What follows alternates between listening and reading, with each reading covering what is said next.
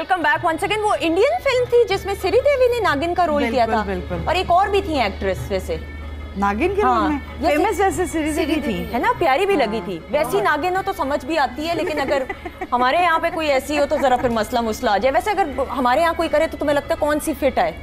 मुश्किल सवाल आपने मुझसे पूछ लिया, तो सारे मेरे जानने वाले भी मेरे पीछे। नहीं, नागिन तो बड़ी खूबसूरत होती है ना। हाँ, लेकिन होती तो नागिन ही है ना। डर सकती है कभी भी। मेरी बेगम आपको नागिन नहीं लगती?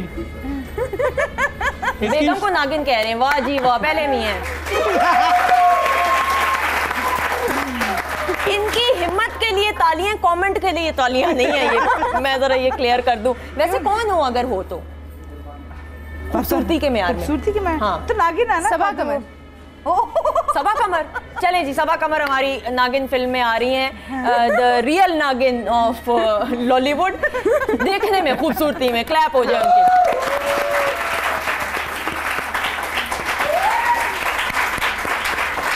अच्छा जी, अच्छा ये मुझे ये बताएं इन सांपों का कि पाकिस्तान की अगर हम बात करते हैं तो सबसे ज़्यादा कौन से इलाके में सांप पाए जाते हैं? सबसे ज़्यादा सांप जो है वो कश्मीर की साइड पे है, और जितने भी हमारे बॉर्डर एरियाज़ हैं ना, वहाँ पे सांप बहुत ज़्यादा पाए जाते हैं। वहाँ पे हर नस्ल के सांप वहाँ पे पाए जाते हैं। लेकिन अगर हम शहरी इलाकों की बात करें तो यहाँ पे क्रेट स्नेक है, ब्लैक कलर का। इतना ज़्यादा बड़ा नहीं होता, 1-2 फुट का होता है, और उसमें वाइट लाइनिंग होती है छोटी छोटी। वो बहुत खतरनाक स्नेक है। अगर ऐसा सांप किसी को भी नज़र आए तो उनके लिए यही होगी गुजारिश कि उससे दूर रहें, ना कि उस पर अटैक भी नहीं करे, कोशिश करें किसी एक्सपर्ट को, रेस्क्यू को कॉल कर लें। वो आके, क्योंकि रेस्क्यू वाले भी आजकल इसकी ट्रेनिंग ले रहे हैं, तो वो आकर उसको कवर कर लें। कभी भी ऐसे स्नेक के करीब ना आए, क्योंकि क्रेट की नेचर यही है कि वो बिला वजह ही काट लेता है। बिला वजह ही काट लेता है। और अगर हम हमारे लाहौर में आसपास के ऐसे इलाके हैं जो कि पिछले चंद सालों में पीछे चले जाए तो वहाँ पे सिर्फ आबादी नहीं थी, खुला इलाका था। वहाँ पे रसल वाइपर बहुत ज़्यादा पाया जाता है। घर बन भी गए हैं, लेकिन वहाँ पे रसल वाइपर जो है, जिसे यहाँ पे जलेबी सांप भी कहा जाता है, और करूंडिया भी कुछ लोग कहते हैं। अक्सर जोगियों ने छोटी सी कुज्जी के अंदर उसे रखा होता है। हाँ। वो दिखाते हैं, घूमता रहता है उसमें। उसे मैं ब्रेस्टेड सांप कहता हूँ। ठीक है। वो एक तो ज़मीन पे है, कहीं भी पड़ा हुआ, मिट्टी में पड़ा हुआ, तो वो जल्दी पता नहीं चलता कि वो सांप वहाँ पे पड़ा है या नहीं पड़ा। पत्तों में पड़ा हुआ नहीं पता चलता कि वो सांप है कि नहीं, बहुत छोटा सा था। उसके पास से भी कोई गुजरे तो उसकी नेचर ऐसी है, वो फौरी दूर से भाग के उसको काटता है, और 1 सेकंड में उसने 2 से 3 दफ़ा अटैक कर देना है। और जहरीला भी बहुत ज़्यादा है। जहरीला भी बहुत ज़्यादा। अच्छा, वैसे अल्लाह ना करे, हमने तो यूजुअली देखा है कि खुदा ना खास्ता, अगर कोई फिल्मों में ही देखा है मैंने, तो कि वो काटता है तो वो झाग निकलना मुंह से शुरू हो जाती है, होंठ जो है वो आपकी पर्पल इसी तरह ही होता है। ज़्यादातर जो पाकिस्तानी सांप है, इसमें हर तरह की अलग अलग कैटेगरीज है इसके जहर की। यहाँ के जो सांप है वो सबसे पहले जो कोबरा है वो दिमाग पे असर करता है।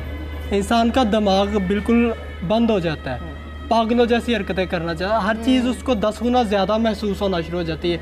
अगर है हमारे रसल वाइपर या क्रेट पे, तो क्रेट जो है वो फौरी तौर पे जहाँ पे उसने काटा उसके तकरीबन आधे घंटे बाद ही वो जिस्म का हिस्सा नकारा होना शुरू हो जाएगा। जगह जगह से इंसान के टिश्यूज जो हैं वो गल गल के गिरना शुरू हो जाएंगे।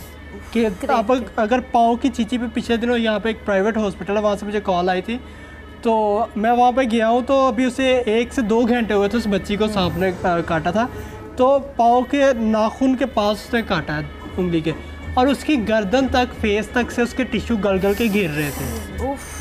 तो ये क्रेट स्नेक है जो मैं बता रहा हूँ कि ब्लैक कलर का, और ऊपर वाइट उसके लाइनिंग है। ब्लैक कलर का है, वाइट लाइनिंग है, और इसकी ऑब्वियसली चूंकि ये जहरीला इतना ज्यादा है तो इसकी दुम बिल्कुल सीधी होती है। ठीक है।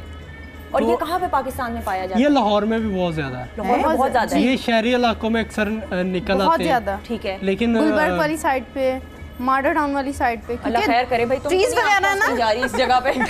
गुलबर्ग मॉडल टाउन वाले जो हैं रहने वाले, प्लीज जरा होशियार हो जाए। नहीं, लेकिन मुझे एक बात बताइएगा कि हम जिस तरह फिल्मों में ही देखते हैं, जाहिर बात है उस तरह तो नहीं कि अगर खुदा ना खास्ता किसी को सांप डस ले तो वो खून चूस के तो निकालने की कोशिश करते हैं, फेंक देते हैं। बिल्कुल गलत कॉन्सेप्ट है ये। फिल्मों में ही अच्छा लगता है, वरना चूसने वाला सबसे पहले मरता है, क्योंकि जिसको डसा है वो पर सबसे ज्यादा अटैक करता है जहर।